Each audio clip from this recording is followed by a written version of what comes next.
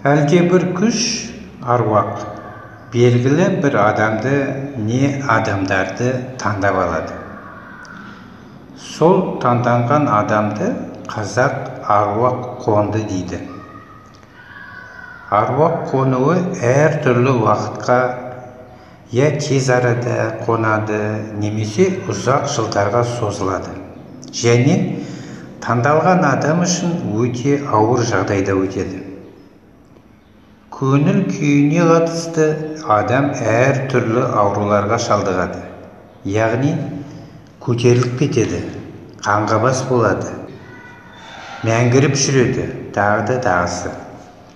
Шарт бойынша таңдалған адам аруақты ұстау керек. Ұстай алса, оның денсаулығы реттеледі және жаңа қасиетке ие болады. Емшілік етіп, көріпкелдік жасай бастайды. Ал ұстай алмай қалған жағдайда ол аурушаң болады. Ішімдікке салынып, ісінен де, жеке өмірінен де береке кетіп, ақыр соңында өледі. Мұндағы еске сала кетер мезет, аталған емшілердің, көріпкелдердің, яғни әулиелердің барлығының да ислам дінінің ауқымында әрекет ететіндігі. Олар де юре ислам дінінің әулиелері, ал де факто Тәңірі дінінің әулиелері болып есептеледі. Аруақ қону таңдалу мен қайта туу, қайта жаралу идеясына негізделген. Іс жүзінде кез келген тарихи діндер ауқымында өмір сүре алатын, яғни нақты, мысалы шаманизм, ислам, христиандық тағы да басқа сияқты дін мен сенім наныммен тікелей байланысы жоқ. Іс жүзінде олардан тәуелсіз болатын ерекше болмысты мәңгі әрекет болып табылады.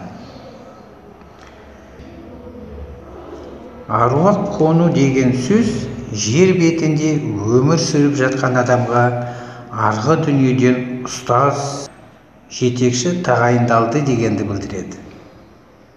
Мұндай таңдау және тағайындау көбінесе шабыттану, рухтану, аруақтану, нұрлану сферасына жақынырақ болып шығады да, таңдау, тағайындау ісі таңдалушы адамның нақты қоғамдағы діни сеніміне, атақ мансабына, күш қуаты мен байлығына тәуелді болмайды. Аруақ қону оқиғасының нақты кейіпкерлерінің саны 2. Біріншісі тағайындаушы, таңдау жасаушы, ұстаз, жетекші немесе рух қамқоршы. Ол арғы құдайы дүниенің өкілі. Екіншісі таңдалушы, шәкірт жетпекші. Ол бергі адами дүниенің өкілі. Яғни бұл оқиғаны іс жүзінде жетпек немесе жетпектік сынақ деп есептеуге болады. Жетпекші шәкірттің пенденің және оған жетекшілік жасаушы рух қамқоршының болуы осындай әрекеттің өзі не үшін істелінеді, не үшін таңдау жасалынады деген сауалға жауап беруге мүмкіндік береді. Аруақ қону әрекетінің мәні Құдай тарапынан рух қамқоршының делдалдығы арқылы пенде адамды кәміл адам, жетік кісі деңгейіне дейін көтеру.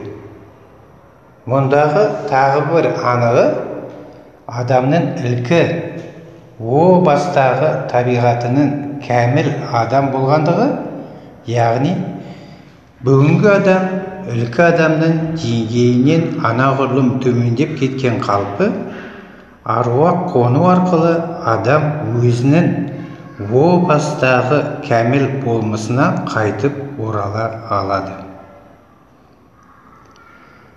Аруақ қону ата-бабалардың киелі рухы, қуатының адамға даруы.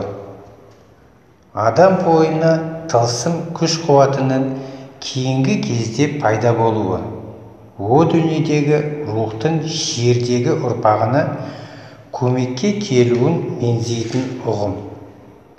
Бұл тылсымға дәстүрлі ортада ерекше мән береді. Аруақ қону құбылысы мұрагерлік сипатта, яғни алдыңғы ұрпақ буынында қасиетті адамдар болса, олар дүниеден озғаннан кейін, тіпті бірнеше ұрпақ өткеннен кейін, оның ерекше қасиеті тікелей ұрпағына дариды деп есептеген. Ол әйел, еркек екенін таңдамай, қабілеті мен жаратылысы бөлек ерекше туған бір ұрпағына қонады. Аруақ қонған адамға аян береді. Дер кезінде қабылдай алмаса, түрлі аурулар мен келеңсіздікке тап болады. Адам өзіне аталмыш қасиет қонғанын білсе, немесе оған аян берілсе, ол сол өңірдегі жолы үлкен емші, қасиетті адамның батасын алып, кімнің аруағы қонса, сол адамның зиратының басына барып, түнеп мінәжат етеді. Сонан кейін ғана қасиет дариды деп сенген. Қасиет қонған адам рухани жағынан да, тұрмыстық жағынан да тазалықты ұстанып, ішкі рухы мен өмірлік пайым ұстанымдарын бір арнаға бағыттайды. Көбінесе емшілік, сәуегейлік, болжаушылық жолға түсіп, мұқтаж адамдарға жәрдем жасап, ауруынан айықтыру, жолын ашу, бал ашу тәрізді істерді жасайды.